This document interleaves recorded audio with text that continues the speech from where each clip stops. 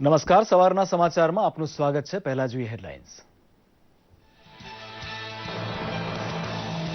Jammu Srinagar highway પર એશિયાની સૌથી મોટી ટનલનું પ્રધાનમંત્રી નરેન્દ્ર મોદી આજે કરશે ઉદ્ઘાટન.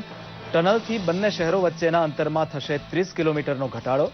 દૈનિક ₹27 લાખના ઈંધણની પણ થશે બચત. દેશની સમસ્યાઓનું લોકભાગીદારી, સંશોધન અને ટેકનોલોજીની મદદથી નિરાકરણ લાવવા પર ભાર મૂકતા પ્રધાનમંત્રી વધુ સંશોધન માટે વિદ્યાર્થીઓને કર્યું આહવાન. વિશ્વની સૌથી મોટી સ્માર્ટ ઇન્ડિયા હેકાથોન 2017ને વિડીયો કોન્ફરન્સથી કર્યું સંબોધન. વિધાનસભામાં ગૌ સુરક્ષા કાયદાનું સુધારા વિધેયક પસાર થયા બાદ રાજ્યભરમાં યોજાયા ગૌ પૂજનના કાર્યક્રમો. ક્યાંક ગૌરક્ષકોએ ફટાકડા ફોડી નિર્ણયને વધાવ્યો તો ક્યાંક સાધુ સંતો તેમજ આમ જનતામાં ખુશીની લહેર.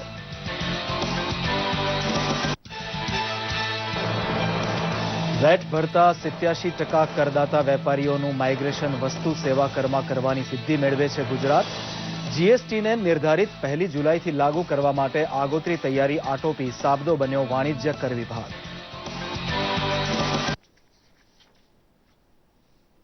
સમાચાર વિગતવાર જોઈએ.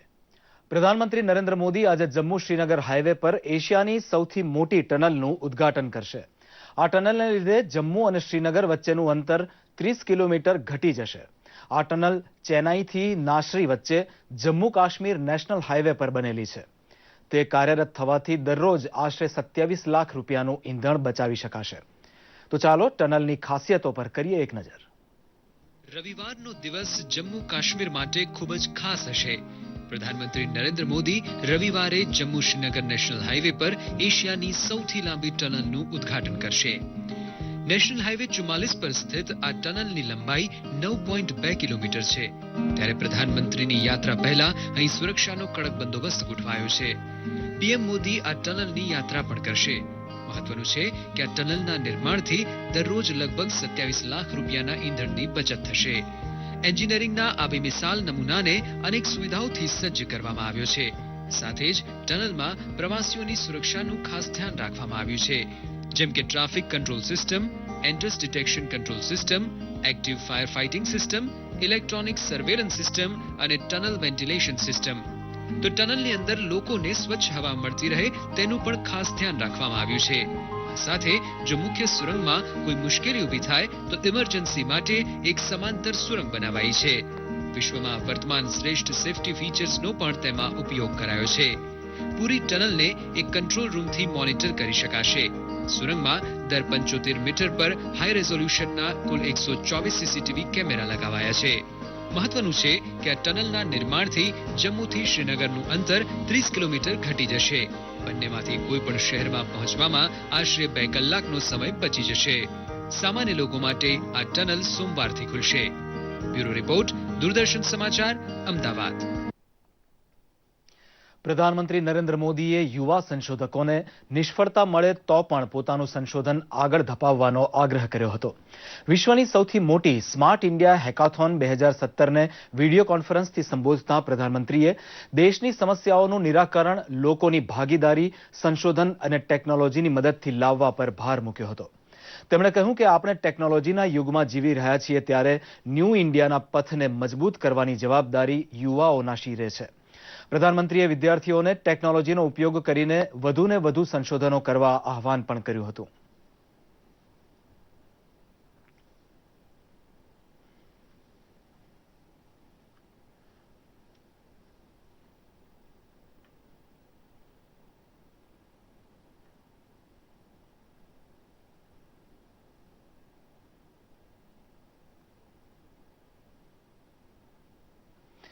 ભારતના પ્રવાસે આવેલા મલેશિયાના પ્રધાનમંત્રી નજીબ રઝાકે પ્રધાનમંત્રી નરેન્દ્ર મોદી સાથે દ્વિપક્ષીય બેઠક યોજી હતી. બંને નેતાઓ વચ્ચેની બેઠકમાં હવાઈ અવરજવર, શિક્ષણ, રમતગમત, કૃષિ અને આરોગ્ય સહિતના ક્ષેત્રે કુલ 7 કરાર થયા હતા. બેઠક બાદ સંયુક્ત પત્રકાર પરિષદને સંબોધતા પ્રધાનમંત્રી નરેન્દ્ર મોદીએ ભારત અને મલેશિયાના સૈકાઓ જૂના સંબંધોને યાદ કર્યા હતા. તેમણે કહ્યું હતું કે ભારત અને મલેશિયા વચ્ચે વ્યૂહાત્મક સંબંધ રહ્યા છે. ભારત અને મલેશિયા વચ્ચેના પારસ્પરિક સંબંધોની 60 વર્ષની ઉજવણી થઈ રહી છે, ત્યારે આગામી સમયમાં ભારત અને મલેશિયા વચ્ચેના સંબંધો નવા શિખરો સર કરશે તેવો વિશ્વાસ બંને પ્રધાનમંત્રીઓએ વ્યક્ત કર્યો હતો. નજીબ રઝાકે પણ બંને દેશો વચ્ચેના સંબંધો નવી ઊંચાઈએ પહોંચશે તેવી આશા વ્યક્ત કરી હતી. તેમજ વિશ્વ માટે પડકારરૂપ બનેલા આતંકવાદને ડામવા માટે સહિયારા પ્રયાસો કરવાનો પણ સંકલ્પ કર્યો હતો.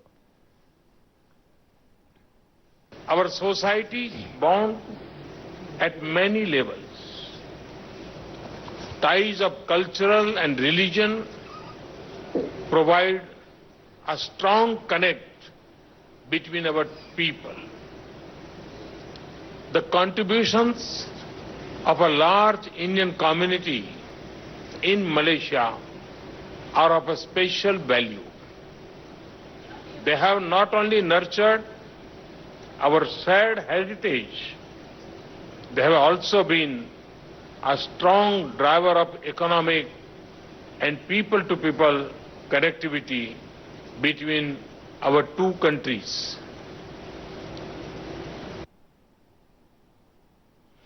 રાષ્ટ્રપતિ પ્રણવ મુખર્જીએ કોલકાતામાં આઈઆઈએમના વાર્ષિક દીક્ષાંત સમારોહને સંબોધતા કહ્યું હતું કે ભારત પહેલેથી જ સહિષ્ણુ દેશ રહ્યો છે અને તે અહિંસૃષ્ણતા ક્યારેય સ્વીકારશે નહીં.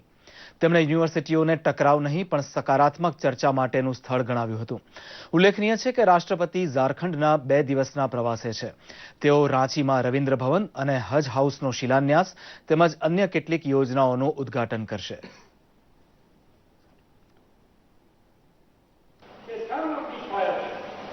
I thought that I should frankly explain some of my views and I speak out of my heart. If I have touched anybody's sentiments, I apologize for it. But I do believe, I am repeating what I said earlier. I am ready to accept that I have argumented it, but I am not ready to accept that I am intolerant. India is the land of tolerance. India is the land of Buddha. India is the land of Gandhi. India is the land of food. India is the land of Chaitanya. We accept, we absorb, we allow, we embrace, we don't reject anybody. Please. ગુજરાતમાં ગૌહત્યા સામે દેશમાં સૌથી કડકમાં કડક સજા આપીને મુખ્યમંત્રી શ્રી વિજયભાઈ રૂપાણીની ભાજપ સરકારે સંતો, સંસ્કૃતિ પ્રેમીઓ, પ્રકૃતિ પ્રેમીઓ, જીવદયા પ્રેમીઓ અને કરોડો દેશપ્રેમીઓનું દિલ જીતી લીધું છે. ગુજરાત સરકારે સૌથી કડક કાયદો લાવતા રાજ્યભરના ગૌરક્ષકો તેમજ સાધુ સંતોમાં હર્ષનો માહોલ જોવા મળી રહ્યો છે. રાજ્ય સરકાર દ્વારા ગુજરાત વિધાનસભામાં ગૌ સુરક્ષા કાયદાનું સુધારા વિધેયક પસાર કરાયું હતું, જેને કારણે ગૌ હત્યા ઉપર લગામ આવશે તેમજ ગૌ હત્યા કરનારા સામે આ વિધેયકમાં કડક સજા કરવાની જોગવાઈ કરાઈ છે. ત્યારે સરકારના નિર્ણયને વધાવવા માટે રાજ્યભરમાં ગૌ પૂજનનો કાર્યક્રમ યોજાયો હતો, જેમાં પાટનગર, ગાંધીનગર ખાતે સાધુ સંતોની હાજરીમાં ભાજપ પ્રદેશ અધ્યક્ષ જીતુભાઈ વાઘાણી, સંગઠન મહામંત્રી ભીખુભાઈ દલસાણિયા અને આગેવાનો દ્વારા ગૌમાતા પૂજનનો કાર્યક્રમ યોજવામાં આવ્યો હતો, જેમાં ભાજપના નેતાઓએ ગૌમાતાનું પૂજન અર્ચન કરી ગૌ સેવા પણ કરી હતી. ગાય માતા 32 કરોડ દેવી દેવતાનો જેમાં વાસ છે. આપણી આસ્થા અને શ્રદ્ધાનું હિન્દુ સમાજ અને તમામ સર્વાંગી સમાજ એ ગૌ માતા માટેની ખૂબ શ્રદ્ધા અને આસ્થા ધરાવે છે. ત્યારે રાજ્યની ભારતીય જનતા પાર્ટી દ્વારા સમગ્ર રાજ્યમાં ગૌ માતાનું પૂજન થાય, આનંદ ઉત્સવ સાથે આ આખા નિર્ણયને અને કાયદામાં સુધારો કર્યો છે એને વધારવા માટે સમગ્ર રાજ્યની અંદર મંડળ સુધીના કાર્યક્રમો આપ્યા છે. આજે રાજ્યની સરકારને, વિજયભાઈ રૂપાણીને અનેકાધિક શુભકામના ગુજરાતની સમગ્ર જનતાને આપું.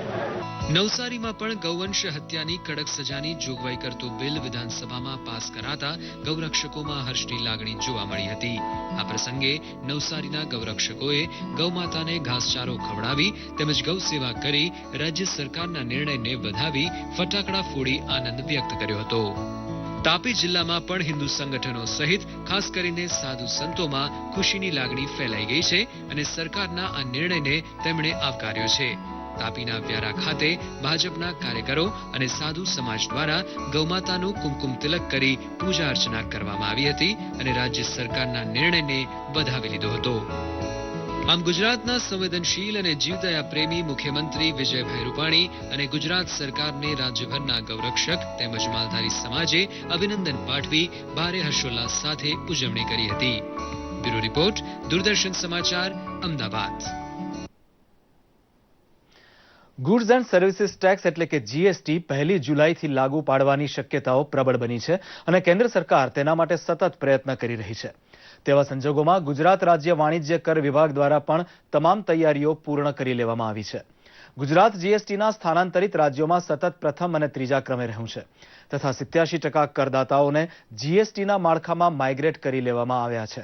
રાજ્યભરની તમામ વાણિજ્ય કર ઓફિસ અને સેન્ટર્સમાં હાર્ડવેર અને સોફ્ટવેર તૈયાર છે. અમદાવાદમાં રાજ્ય કર ભવન ખાતે વાણિજ્ય કર એડિશનલ કમિશનર શ્રી તુષાર ભટ્ટે દૂરદર્શન સમાચારને વધુ માહિતી આપી હતી. जब जीएसटी का अमल हो 1 जुलाई से, तो उस वक्त उनको कोई भी जीएसटी के तहत कार्रवाई करने में कोई दिक्कत ना हो, तो ये मैं अभी कहना चाहूँगा. दूसरा, माइग्रेशन के अलावा जो हमारी तैयारियां हैं वो ये है कि हमने हमारे 3000 के करीब जो कर्मचारी अधिकारियां हैं उनको हमने तालीम दे दी है ताकि वो जीएसटी कायदे से पूरी तरह से वाकिफ हो जाए. दूसरा, जीएसटी ने जो सॉफ्टवेयर तैयार किया है वो सॉफ्टवेयर की तालीम भी हमने 42 अधिकारियों को दे दी है और वो इंटर्न नीचे सबऑर्डिनेट ऑफिसर और जो कर्मचारी हैं उनको भी तालीम देंगे. મોરબીના હળવદ તેમજ ટંકારા પોલીસ લાઇન પાસે નવનિર્મિત પોલીસ આવાસોના લોકાર્પણનો કાર્યક્રમ યોજાઈ ગયો. સમારોહને સંબોધતા ગૃહમંત્રી પ્રદીપસિંહ જાડેજાએ જણાવ્યું હતું કે રાજ્ય સરકાર ગૌહત્યા વિરોધી કડક કાયદા અને દારૂબંધીના કડક અમલ માટે કટિબદ્ધ છે. સરકાર આવા ગુનામાં કોઈ બાંધછોડ નહીં કરે. કાર્યક્રમમાં પંચાયત ગ્રામ વિકાસ મંત્રી જયંતિભાઈ કવાડિયા, મોરબી જિલ્લા કલેક્ટર આઈ.કે. પટેલ અને મોરબી જિલ્લા પોલીસ વડા જયપાલસિંહ રાઠોડ સહિતના મહાનુભાવો અને પોલીસ વિભાગના કર્મચારીઓ મોટી સંખ્યામાં ઉપસ્થિત રહ્યા હતા.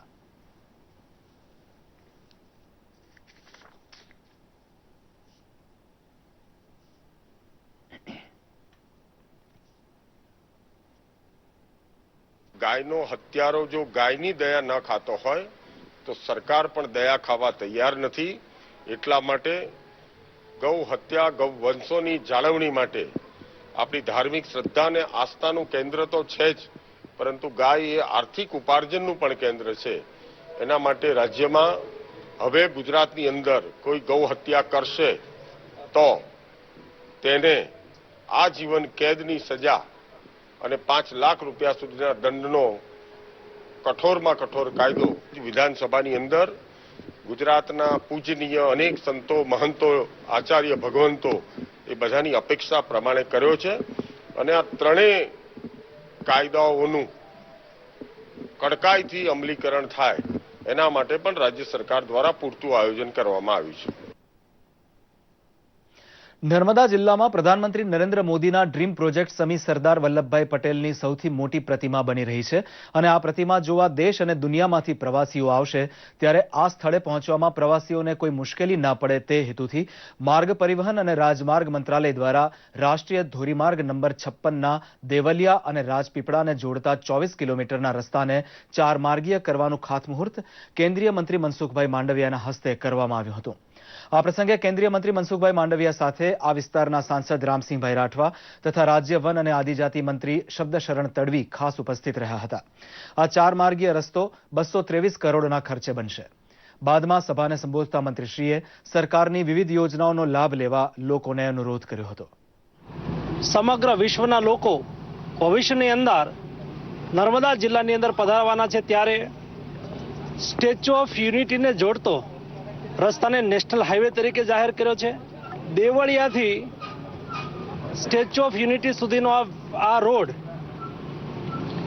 એમને 4 લેન કરવાનું કામ એ 223 કરોડ રૂપિયાના ખર્ચે આજે પ્રારંભ કરી રહ્યા છે. નર્મદા નદી ઉપર આ જ વિસ્તારની અંદર 2 બ્રિજ થશે અને આગામી દિવસોની અંદર નર્મદા જિલ્લો એ એક ટુરિઝમ પર્પઝ ઓફ વ્યૂથી મહત્વનું સ્થાન પ્રાપ્ત કરશે. નેશનલ હાઈવે અને સ્ટેટ હાઈવેની આસપાસ 500 મીટરના વિસ્તારમાં દારૂના વેચાણ પર પ્રતિબંધ લાદતા સુપ્રીમ કોર્ટના આદેશનું કડકાઈથી પાલન કરવામાં આવી રહ્યું છે. કેન્દ્ર શાસિત પ્રદેશ દીવમાં પણ કલેક્ટર દ્વારા દારૂની દુકાનો અને બારના 100 જેટલા લાયસન્સ રદ કરી દેવામાં આવ્યા છે. સુપ્રીમ કોર્ટના આદેશના પાલન માટે દીવ તંત્ર દ્વારા 3 જેટલી ટીમ દેખરેખ રાખી રહી છે, તેમ કલેક્ટર અપૂર્વ શર્માએ કહ્યું હતું.